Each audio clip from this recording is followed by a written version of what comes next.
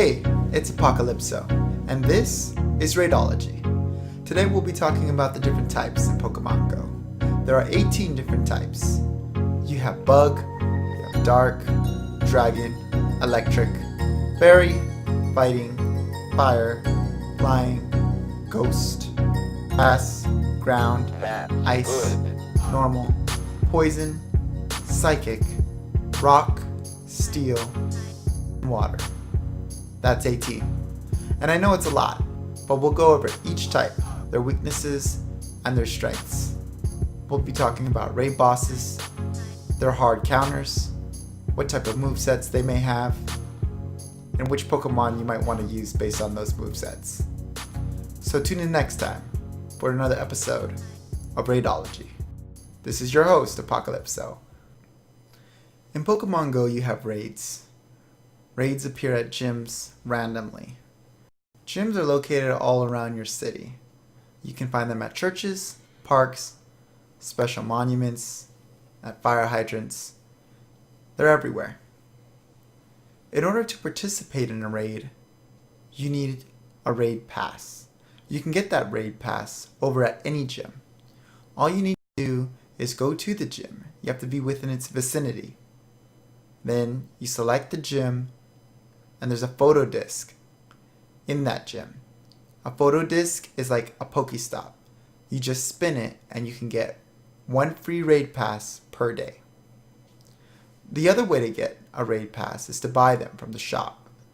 Every premium raid pass costs 100 Pokecoins. When it comes to premium raid passes, you can stack those and you can buy as many as you want. But when it's free raid passes, you are limited to only one per day. You cannot stack those. You can get one per day. In order to participate in raid battles, you have to be on a specific team, whether that's Mystic, Instinct, or Valor. The level requirement for raids is level 5. At level 5, you can participate in a raid. So when you do raids and you use your raid pass, you can use it for the full amount of 2 hours, or however long the raid boss will last. Even if you fail, you can go in with another group, or you can do it again. It doesn't matter how many times you try. As long as the raid boss is still there, you'll be able to do the raid again until it expires. For Tier 1, you have 4 different types of raid bosses that you could have. You have Magikarp, Croconaw, Bayleaf, and Quilava. For Tier 2, you could have Electabuzz, Executor, Magmar, Muck, and Weezing. That's a total of 5.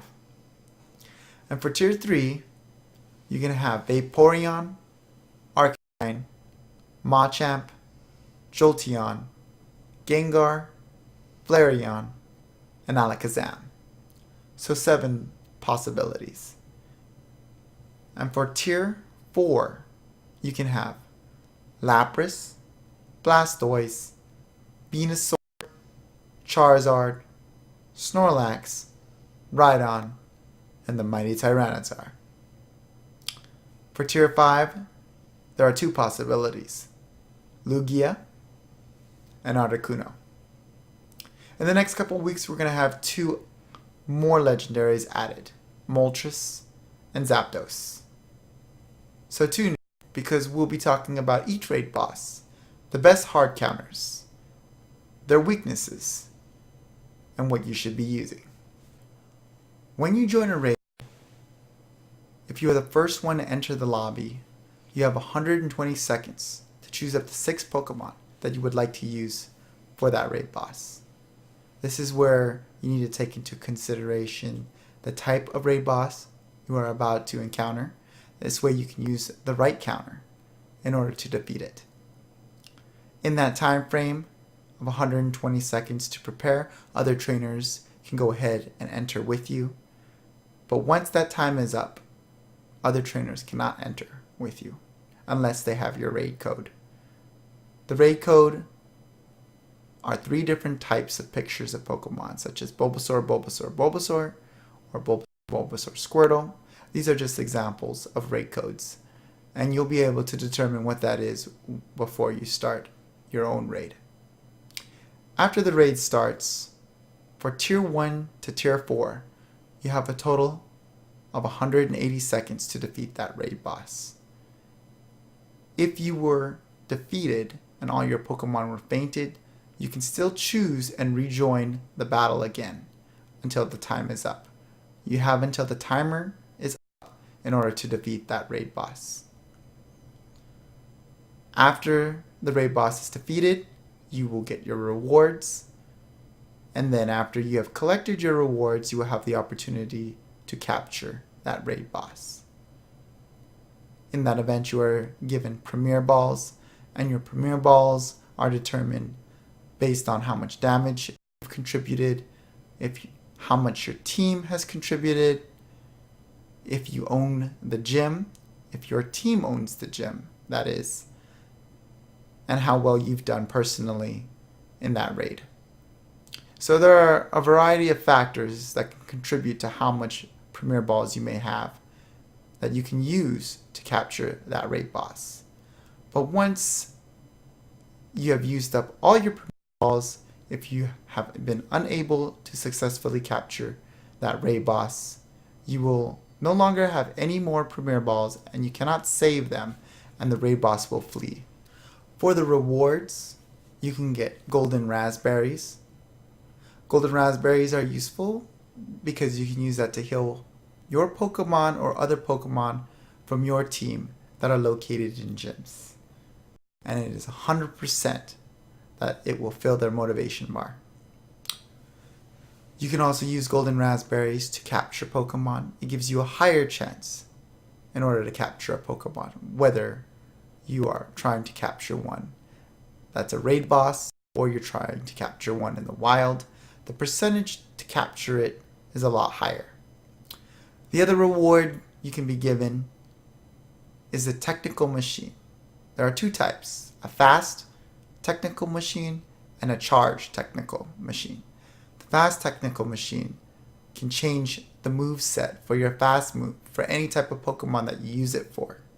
In the event that you get a fast move that you do not want for a Pokemon that you want to be using a lot when you're attacking gyms or attacking raid bosses, if you were to use that fast technical machine, it would automatically give you the right one that you want, since there are only two types that you can have. When it comes to charge moves, the charge technical machine can be used, but there are a total of 3 different types of move sets that you can get for your charge move. So if you were to use a charge technical machine on the Pokemon you want to change its charge move for, you could possibly get 2 different types other than the one that you already have. If the desired move that you do want is one that you do not get, then it could be 50-50, and it may take a while before you get the right one, because it's always 50-50 between the one that you want and the one that you don't want, since there are a total of 3 different types of moves that you could get for a charge move. The other type of reward that you can get are revives. They help you recover your fainted Pokemon up to 50% of their health. And the last reward are rare candies. Rare candies are very valuable because of the fact that you can use it for any type of Pokemon, and it helps give you the candy for that type of Pokemon, no matter how rare that Pokemon is. This is something that you might want to save, especially for legendary Pokemon, since the only way to acquire legendaries are through Tier 5 raids. You cannot find a legendary out in the wild like all the other types of Pokemon. So it is something that you might want to save up for, because each time you do a raid, unless you're using your free raid pass, it will cost you about $1 to buy a premium raid pass.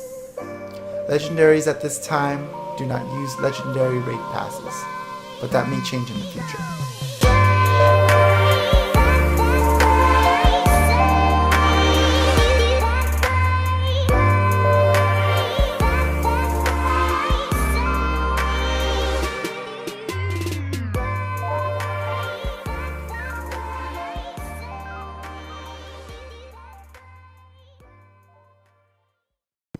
Hey, it's your host, Apocalypso, and this is Raidology. Today we'll be talking about the different types in Pokemon Go. There are 18 different types.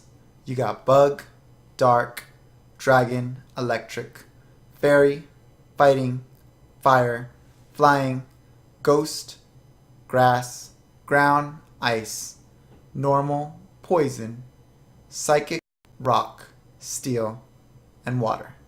That's 18. And I know it's a lot, but we'll go over each type.